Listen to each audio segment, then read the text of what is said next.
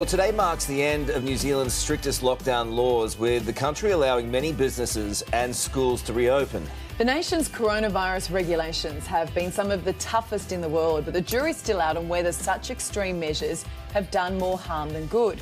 New Zealand's Deputy Prime Minister, Winston Peters, joins us now from Wellington. Good morning to you.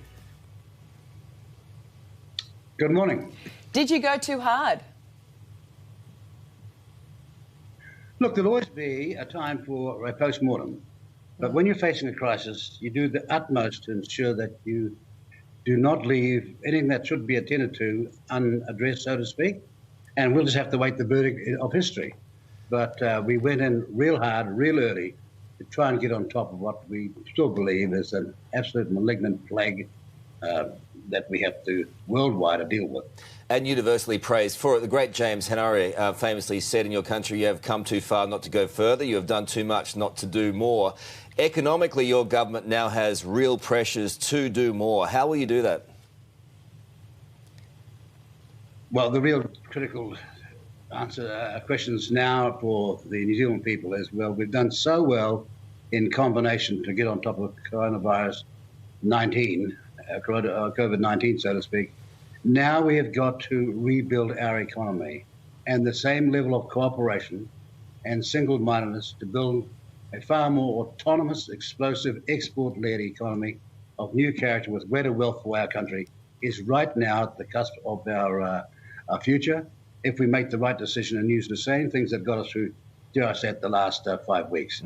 The reality is that New Zealand was never doing well before the COVID attack on our country, and we could do then, and we can do much better, learning from this experience. I mean, if you look sort of worldwide, I don't think there's any chance we're going to be lifting border restrictions anytime soon. But what about this idea of a trans-Tasman bubble? Have you had any talks with the Australian government about travel and business opportunities between our two countries? I recognise that idea because it's mine. So have you spoken to... You remember that? That's what we do in Australia. We take your ideas and we make them our own. We're still your people too. The Ministry of Foreign Affairs, it came out of a brilliant department called the Ministry of Foreign Affairs in New Zealand via its minister, and it was put to the Aussie media, who then put it to Scott Morrison, who said, well, actually, I've got too much on my program right now. That was last week. It was always a great idea from my department. It is a serious plan where we go from the known, that is responsible, reliable, trustworthy countries where borders are secure and you can share the borders, to expand our economic and tourism base again as fast as we possibly can. Winston, it's like Russell Crowe, Crowded House, to great Australia, New Zealand. It is a terrific idea, but why can't we progress it further? Because I think both countries are going to need to develop that relationship even faster now. And why not when we can have a bubble down here?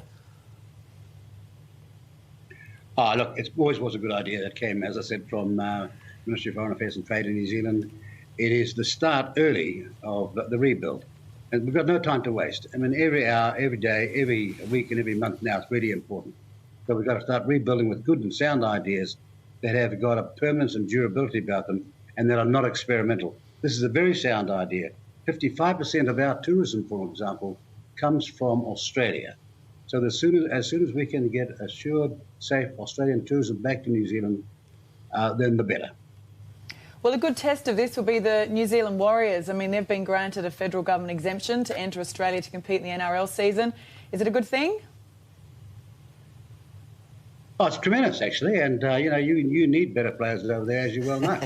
So you've got half the Pacific Islands over there, and half the Maori population, half the island population of New Zealand playing in your league, and then you've got the Warriors. So it all adds to far greater competition, far greater excitement, and you need 8 teams, and they're the critical 8 teams.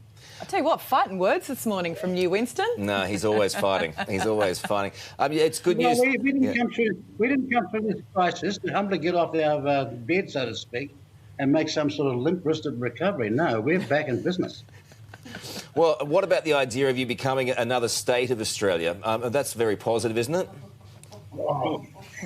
Well, that was a genius idea born of the British. It goes back 2 centuries, and of course, most of those ideas go very far.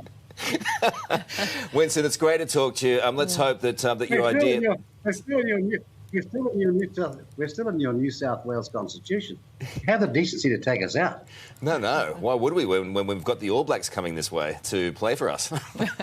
And also, we need them. You grabbed your flag 50 years after us. You know, it's confusing, guys. Put a kangaroo on your flag. Go your own way. We got there 50 years before you. This is nice. We've got to come on once a week. This is great stuff, and we'll help build businesses. Best of luck over there, and may we see that idea come to fruition. It's a great idea. Thank you, Winston. Well, it's great. I mean, they've got a million. Good luck to Australia, and congratulations to the Australian government and its people and its state governments, because they've put it together after the terrible fires early in the year. Yeah. It's been a fantastic outcome in Australia, and all the best. Okay. Yeah. Thanks, Winston.